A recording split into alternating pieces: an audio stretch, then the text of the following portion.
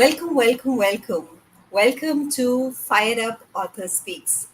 We are meeting the authors from Fire Up Volume 2, where these amazing women changemakers have shared their powerful, inspiring stories of how, despite difficult times, they have thrived. They have overcome health challenges, other issues, and are they're thriving and not just existing. So today, we welcome you. Put a hashtag live for all those who are joining us live, and put a hashtag replay if you're watching us on the replay. And do let us know in the comments where you're joining us from. We have Heather Brockman today. She is the founder and CEO of Heather's Mobile Pet Salon. It's a mobile pet grooming company in Houston, and it focuses on the holistic aspect of pet care and grooming. After a battle with terminal cancer, Heather has devoted her life to helping others find and heal the dis-ease in their body through mindset and personal empowerment. Welcome, Heather. Hi, welcome. Thank you so much for having me. So great to have you join us. So, Heather, uh, you know, battling terminal cancer diagnosis and all. Can you share a little bit about yourself, your background, and how it all came about? Well, a little bit about me. I've grown up in the Houston area for about 30 years. I do have a younger brother. When I was 21, I started up my grooming business.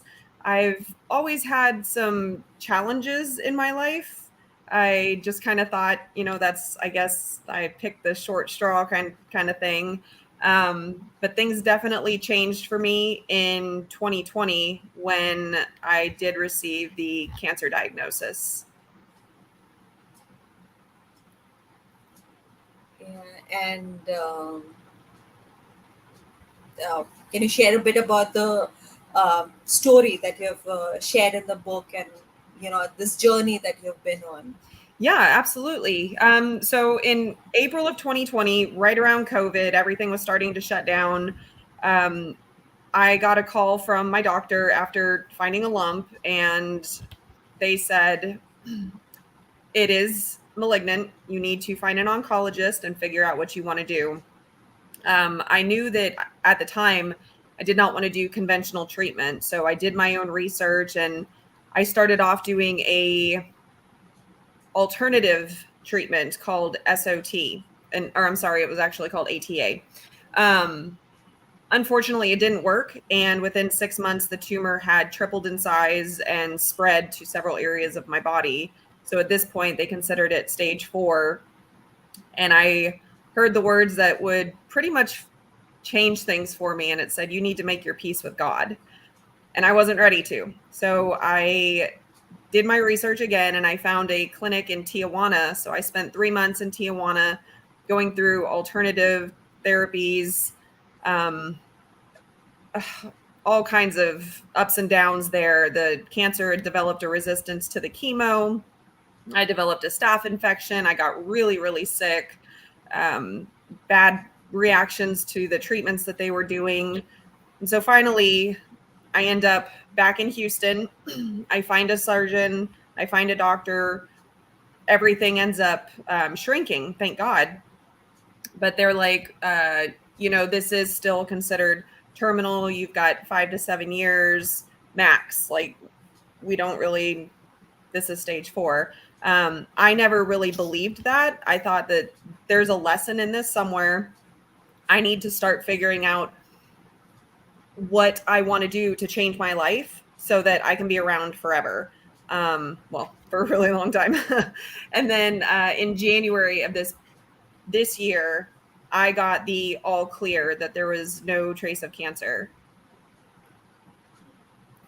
That's awesome. I mean, from diagnosis which is terminal, and then finding out that you're cancer free, and all the efforts that you have taken in that journey, and not letting that diagnosis pull you down, and looking for alternatives, looking for other ways, other treatments. I'm sure that's a message that needs to spread out to a lot of people, that there is hope. There is Yes. And the biggest thing, honestly, was my mindset and my words. I'll never forget when I did end up having to do chemo when I was down in Mexico, but it was 5% of what they would have done in the States. And I'll never forget watching, it's called The Red Devil. I'll never forget watching that go into my veins. And I had always had this narrative that chemo's going to kill me, chemo's going to kill me. And I realized then that if I did not change my perspective on this type of treatment, it was going to kill me, because what you speak will manifest. So that was a turning point for me, as far as you need to watch what you say. You need to start speaking healing into your body. Don't speak what you don't want. Speak what you do want. And so I just started, I am healed. I am healed. I am healed. Even when I was at the lowest point. And I spoke that into existence. absolutely, instead of focusing on all the negatives and what all can go wrong, only for focusing on the positive and the life affirming words. I'm Yes. sure that brings a lot of positive vibes and energy to withstand all the negativity to bring you down. Um I'm sure that journey would have been very tough, and brought a lot of challenges along with it. Um, for someone who might be going through a similar situation, are there any suggestions or tips that you would have for them on what to look out for and when they should look out for alternate treatments? Um, so I'm always hesitant to guide people towards a specific type of treatment. I firmly believe you need to do what is best for you. I had a lot of people that questioned my course of action. Everyone from the outside looking in was just like, do chemo, do radiation, do surgery, just get it done.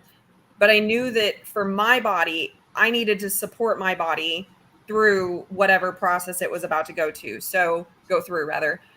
So for people that are going through this, I would say be your own advocate, because we are not cookie cutters. We are not all carved from the same cloth. Everybody is different. Every body is different. So if something doesn't feel right to you, question it.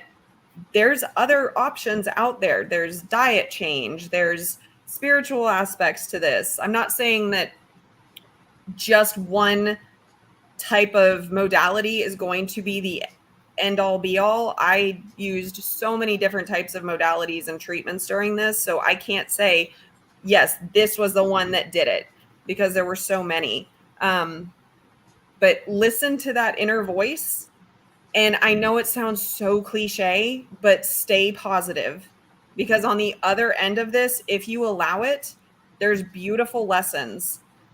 And not everybody that no one is guaranteed tomorrow. So I took this cancer diagnosis as a constant reminder of be grateful for what you have.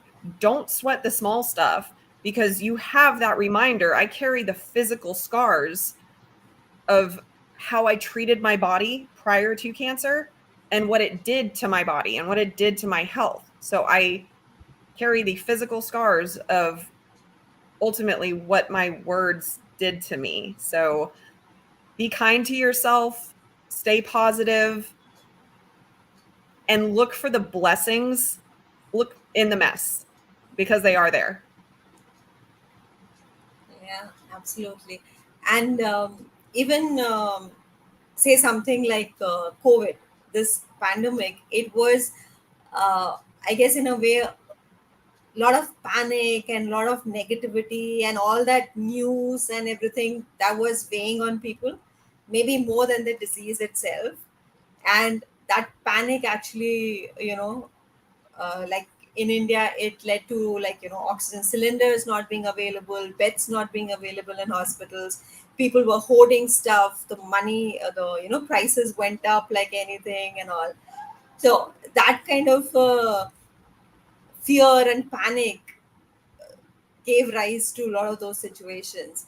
But having that positive thought process and having that perspective change, I'm sure would help a lot of people.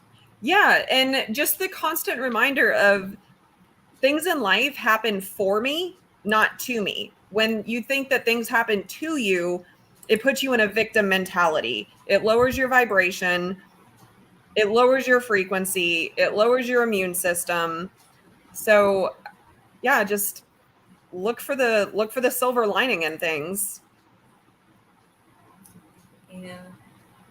And now, like, you are ready to share this vulnerable part of your life, this vulnerable story. Has it been difficult to open up and share it with this large audience? It was at first. Prior to cancer, I was a very, very private person. The extent of what people knew about me was what I wanted them to see on social media. When I was originally diagnosed with stage 2 cancer in April of 2020, I didn't tell anyone I had cancer for 6 months. I went through treatments by myself, kept working out, didn't say anything. When it was stage 4 and I knew I was going to be leaving the country, I said, I might need to let some people know. So at that point, a Facebook page was created so people could help donate because everything was out of pocket. And I started opening up and sharing my experiences. And it was so raw and it was so real and vulnerable. And I was scared and angry and sad and disconnected and alone. And I shared everything. It became my outlet, so to speak. I didn't view it like I was sharing my story. It was more of a way for me to get everything out of my head and off of my chest and just not have to carry it with me. But through that sharing, I had a lot of people reach out and tell me how much it helped them. And so I realized, okay, there's something here, but for me to help others, I need to get out of my own way. I need to be the best version of me. I need to get through this sickness.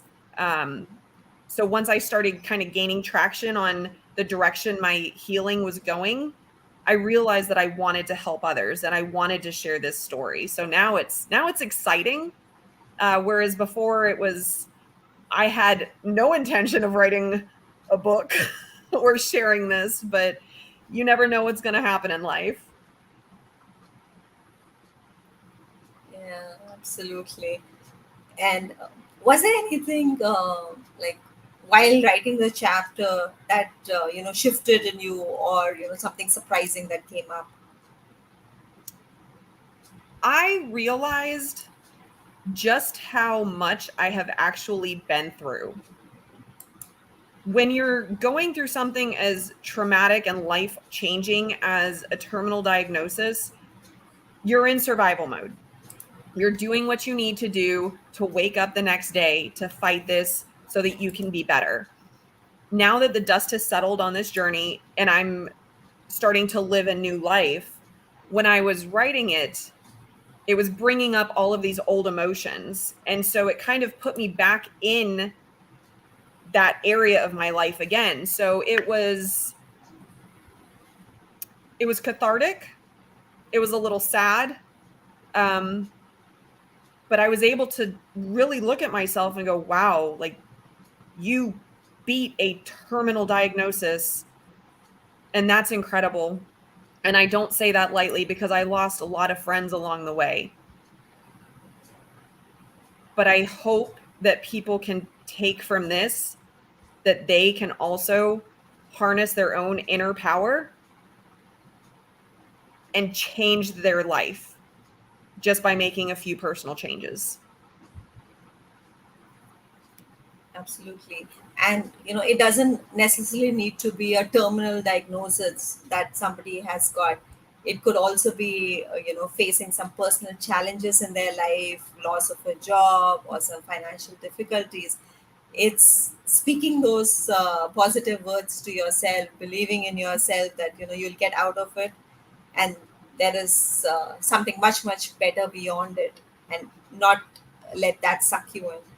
Yeah, and also learning to identify the stories that might be keeping you in a certain place.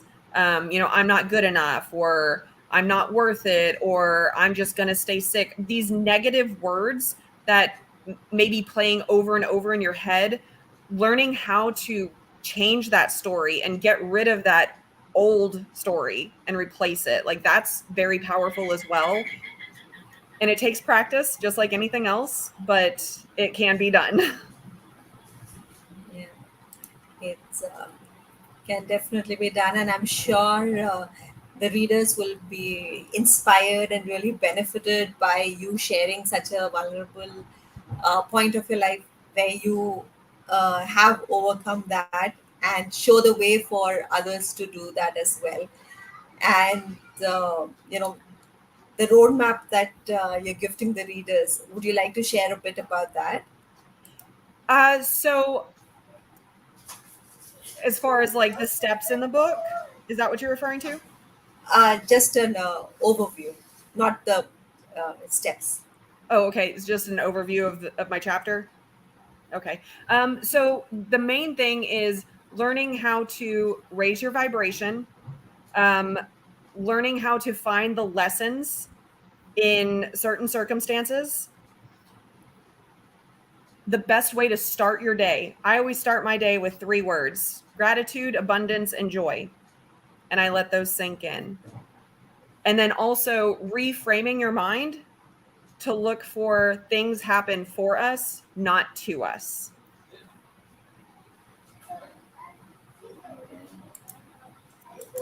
I'm sure if we incorporate that in our day-to-day lives, it's gonna bring about a huge shift. And yeah, thanks for sharing that. Yeah, Uh, so, absolutely. yeah. So along this difficult time and journey, who have been your supporters and cheerleaders? Oh gosh. My mom has honestly been my biggest supporter. Um, she has stood by my side through all of this, very supportive of the idea of writing the book. Actually, the whole reason this came about is she got me a journal, and on the inside of the journal, it wrote, write down everything you go through because one day your struggles are going to help someone else. So from there spurred my Facebook page and ultimately this book and another book that I'm writing. But every single person that is either a part of my breast cancer page or that I know personally has supported me. There's not been one negative word, nobody that was like dismissive of this. Everyone's been very, this isn't it, you're an inspiration. I knew you would beat this. Um, it was great to have that support. I didn't always recognize it because my head wasn't always in the right place. But looking back now, everybody supported me in the way that they knew how to and they were able to. Absolutely. And I think one of the main things would have been that they were all on the same page and accepting of your decision to go in for alternate treatments. There might be others who do not have that kind of support. That's true. And my page is still private, but anybody that is looking for a place where they can find that support, if they want to reach out to me on Facebook, I'm more than happy to add them to that page, and they're able to see everything that I went through. Yeah, I'm sure that's going to be a great resource. So, anybody who wants to go through Heather's journey, you can reach out to her. Where can they reach out? On Facebook itself, Heather Yes, Nicole. I'm under Heather Nicole on Facebook. So they can find me there. And then I also have a page called Healing Hands. They can find me there as well. I do some videos that are in regards to the mindset aspect of the journey. So, um, so as a child, what was your dream, or what would you be when you grew up? Oh goodness. So there were two different things that I wanted to be. I wanted to follow in my dad's footsteps for a long time, and I wanted to be a DEA agent. Um, Obviously, that didn't pan out. And then I wanted to be an equine vet. Horses were such a huge part of my life for 20 plus years. Um, that's what I wanted to do. Obviously, those did not work out, but horses are still, even though I'm not involved with them on a daily basis, they're still very near and dear to my heart. They're amazing for healing. Um, but yeah, what I wanted to be and what I became are two totally different things. Yeah, but kind of you're still close to that dream, and you have your pets along. I do, yes, definitely still work with animals. So that has never changed. I've had animals in my life since I was born. Would you consider animals also as kind of a therapy for people who are going through various difficulties? Yes, very much so. Now they say that cats emit a frequency when they purr that helps people heal. That helps with their frequency as well. Um, I mean, they use dogs for emotional support. I personally have a little dog and I call her my emotional support dog. But yeah, animals are great. They just know when you're not feeling well. They know when you're kind of under the weather. They know when things aren't right. And there were some points in my journey. I had a cat that was with me for 18 years. And when I was home, he was on my chest. He was next to my side. It was very comforting. Very, very comforting. Um, so, what kind of a legacy do you want to leave? Oh, goodness. My legacy. The first word that came to mind was empowering. I want people to understand that your fate is not dictated by another person. We have so much control over our day to day lives and our outcome and our future. But so many people give up that power. And I want to teach people how to get that power back so that they can live their best life that they were designed to live. Absolutely. We've been having a lot of comments on Facebook, but because we are through StreamYard, I'm unable to see the name of the user. So, thank you for all your comments as we are chatting. Oh, So, Heather, is there any favorite topic that you like to speak about?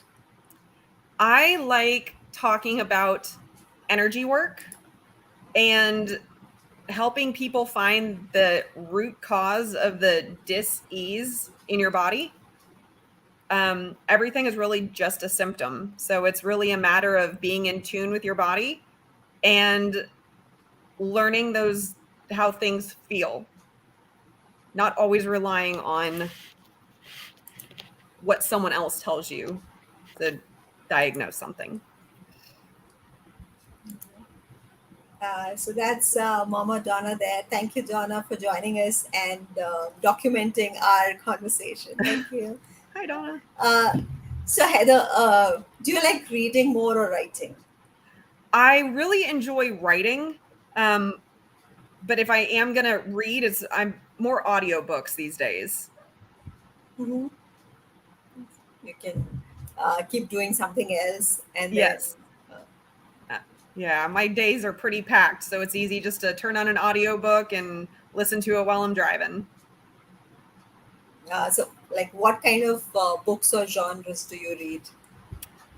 Lately, I've been listening to a lot of Joe Dispenza. He has been instrumental in part of my healing process. His books are amazing. I've listened to Rewired. Breaking the Habit of Being Yourself, and I'm currently listening to Becoming Supernatural. So great books. And he talks a lot about what I talk about, but on a much deeper scientific level. Um, so I think you were mentioning about writing your own book as well. So would you like to Yes. share a bit about that? Yes. So the book that I wrote is a much deeper dive into the cancer journey. I kind of break it down and talk a little bit about my childhood and some of the issues that happened in my life that led to this diagnosis. Um, and then from there, it just takes a much deeper dive. With this book, I wasn't able to open up as much.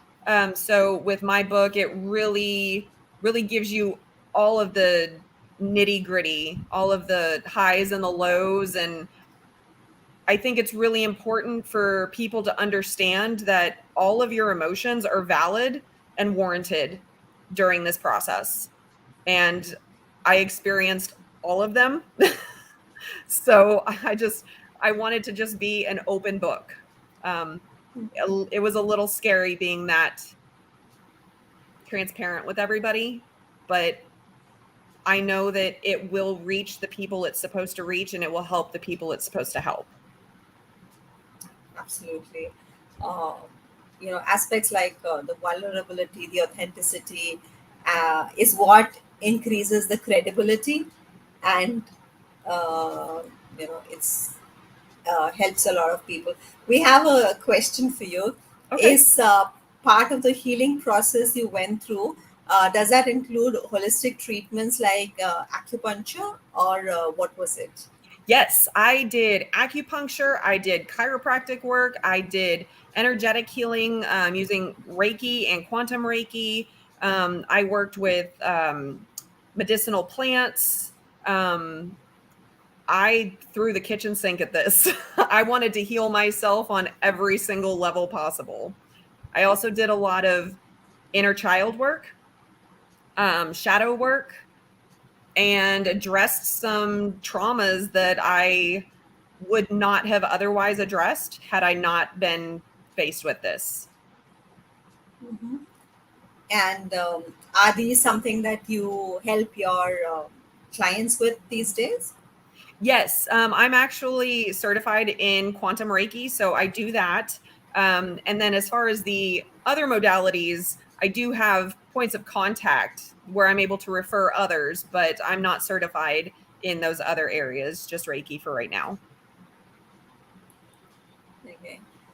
And do you have any advice for those who want to share their story, but they are not sure about what medium to take? Um, I mean, I'd say get in touch with you, honestly, because you made this so easy. As far as writing a book, though, try not to be too hard on yourself. Just get it down on paper.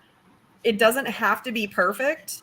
Uh, but I think the structure that you provided was great. It really Thank you. was.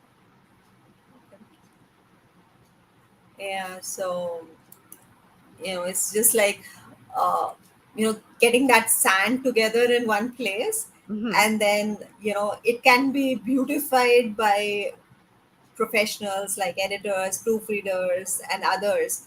You don't need to worry about the technical parts of it. You can just start writing and build that first framework, and the rest can be taken care of.